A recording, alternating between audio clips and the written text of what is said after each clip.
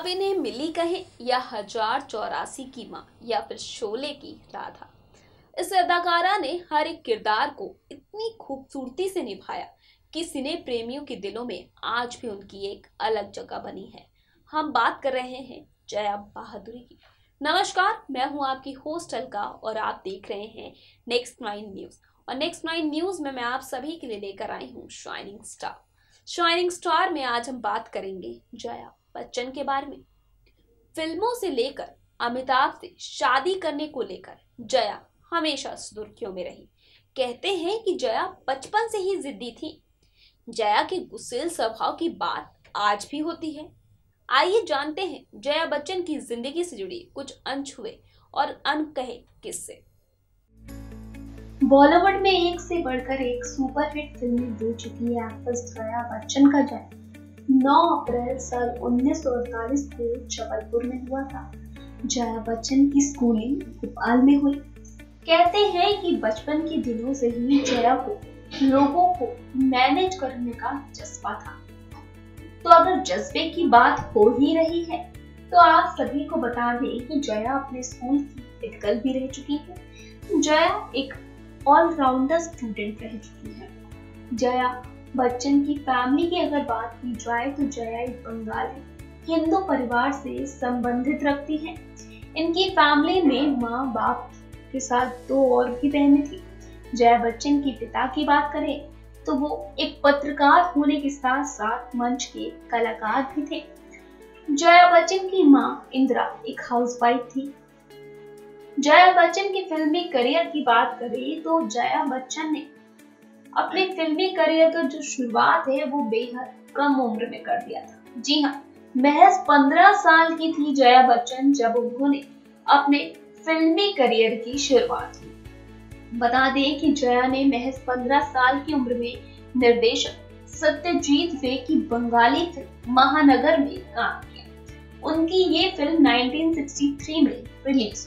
कहा जाता है कि इसमें उन्होंने सपोर्टिंग रोल निभाया था।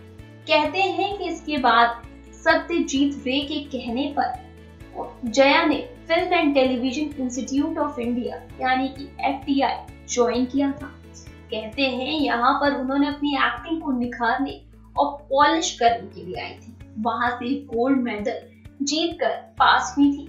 उसके बाद जया के फिल्मी करियर की शुरुआत हो गई और जहां जया के फिल्मी करियर की शुरुआत हुई तो उसके बाद जया ने दोबारा पीछे मुड़कर नहीं देखा। एक के बाद एक जया सफल फिल्में देती चली गई और उन्होंने फिल्म इंडस्ट्री में अपना एक अलग मुकाम बना लिया। तो चलिए ले चलते हैं और दिखाते हैं जया बच्चन की आगे की कहानी। फिल्म इंडस्ट्री में गुड्डी की शुरुआत हो ही चुकी थी।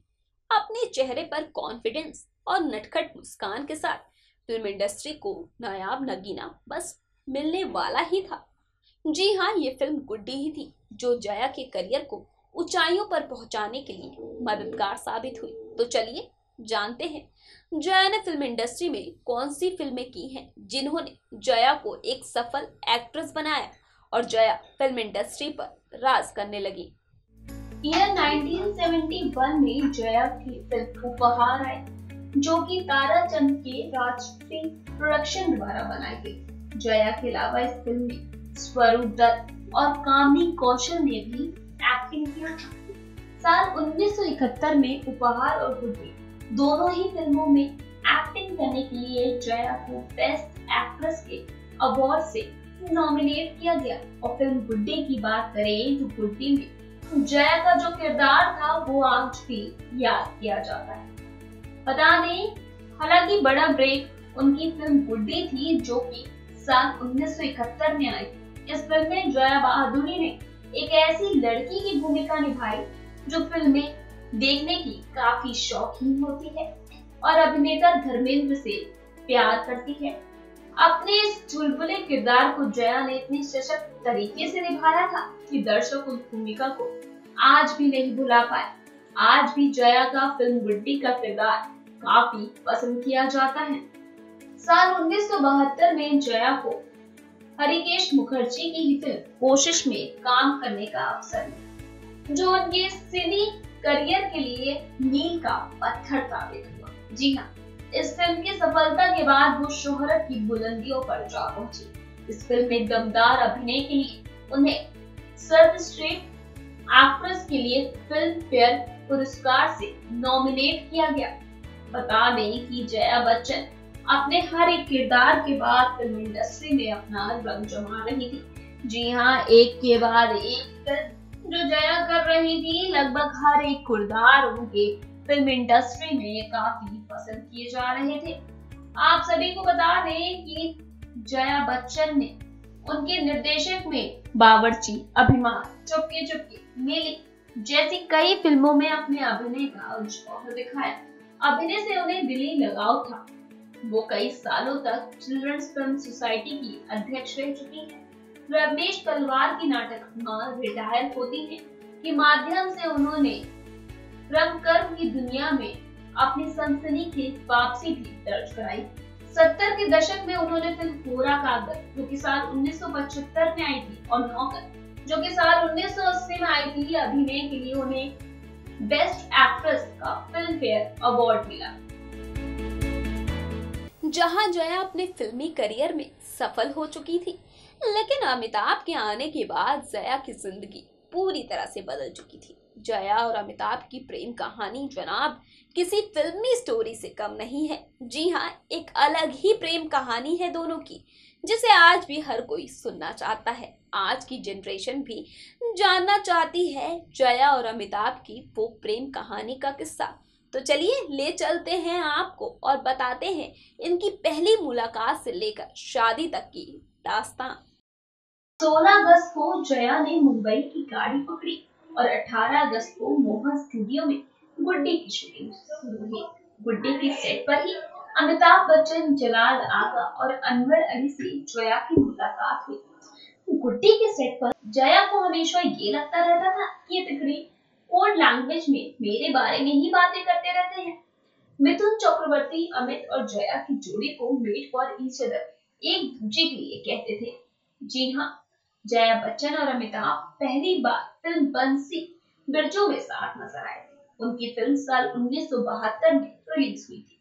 इसके बाद दोनों ने साथ में कई फिल्में की, जिनमें नाम था जंजीर, अभिमान, चुपके चुपके, शोले, कभी खुशी कभी गम जैसी कई फिल्मों में नजर आए। साल 1972 से लेकर साल 1981 तक जया ने अमिताभ बच्चन के साथ कुल 8 फिल्में की, जहां साल 1973 में जया ने अमिताभ से शादी की। जी हाँ, ईयर 1973 में अमिताभ बच्चन और जया साथ साथ अभिमान फिल्म में नजर आए। इस फिल्म के दौरान दोनों ने शादी करने का फैसला लिया। वो इस फिल्म के बाद छुट्टी मनाने के लिए विदेश जाना चाहते थे। अमिताभ के पिता हरिवंश राय बच्चन ने साफ कह दिया कि यदि वो जया के साथ छुट्टियां बिताना चाहते हैं तो उन्हें पहले से उनसे शादी करनी होगी। एक बेहद सिंपल समारोह में 3 जून 1973 को अमिताभ और जया की शादी हो गई। शादी के बाद जया फिल्में करती रही। शोले फिल्म के दौरान जया मां बनने वाली थी। इस फिल्म के रिलीज होने के बाद उन्होंने अपने बच्चे को जन्म दिया। मां बनने के बाद जया कुछ समय फिल्मों से दूर रही। अभिषेक के होने के बाद जया धीरे धीरे करके फिल्मों से दूर होती गई।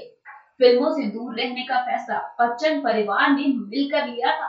बता दें कि जया सिर्फ एक अच्छी एक्ट्रेस ही नहीं बल्कि राइटर भी है। साल 1988 में रिलीज हुई अमिताभ बच्चन की फिल्म शहंशाह की कहानी जया ने लिखी थी और ये फिल्म बॉक्स ऑफिस पर हिट रही। जया बच्चन को उनके बेहतरीन अभिनय के लिए 3 बार बेस्ट एक्टर का फिल्म फेयर अवार्ड मिल चुका है और 3 बार बेस्ट सपोर्टिंग एक्टर के फिल्म फेयर से भी नवाजा गया। साल 1992 में जया बच्चन को पद्मश्री अवार्ड से सम्मानित किया गया। महिला दर्शकों में जया को सादगी की साक्षात मूर्ति के रूप में ज्यादा माना जाता है। जया अमिताभ के बारे में बात की जाए तो एक खूबसूरत जोड़ी तो इनकी थी ही, लेकिन कई दफा इनकी लड़ाई झगड़े को लेकर खबरें सामने आई। लेकिन जया अमिताभ ने सबका मुंह बंद किया अपनी बॉन्डिंग दिखाकर। जी हाँ, पब्लिकली जया अमिताभ जब भी नजर आए तो इनके खूबसूरत सा जो इनके बीच बॉन्ड है वो देखने को मिला। वहीं जया के करियर की बात की जाए तो जया बच्चन, जैसा कि हमने आपको बताया कि बचपन से ही वो काफी जिद्दी स्वभाव की थी। लेकिन जया बच्चन की वो जिद, जी हाँ, एक ऐसी जिद, एक सफल एक्ट्रेस बनने की, शायद वो जिद, बचपन की जिद वो काम आए, तभी तो जया बच्चन एक सुपर स्टार के तौर पर जानी जाती हैं। जया बच्चन की फिल्मों की बात करें, कोरा कागज हो, गुड्डी हो, या कभी खुशी कभी गम हो, सिलसिला हो, इन सभी फिल्मों में जया बच्चन ने अपने किरदार की छाप छोड़ी। और भी बाकी कई फिल्मों की बात करें तो जया बच्चन की लगभग सारी ही फिल्में जहां वो अपने किरदार में एक अलग रूप में नजर आई और इंडस्ट्री में एक नायाब नगीना जो अभी भी हमारे पास है। तो ये था आज का शाइनिंग स्टार, जिसमें हमने बात की जया बच्चन के बारे में। कल फिर लेकर आऊंगी एक ऐसा ही शो, लेकिन अगर आप भी किसी सेलिब्रिटी की जिंदगी से जुड़ी बातें जानना चाहते हैं, हमसे जरूर शेयर करें, हमें कमेंट कर बताएं, हम इस प्रोग्राम में शेयर करेंगे। लेकिन अभी फिलहाल के लिए दीजिए मुझे इजाजत, नमस्कार।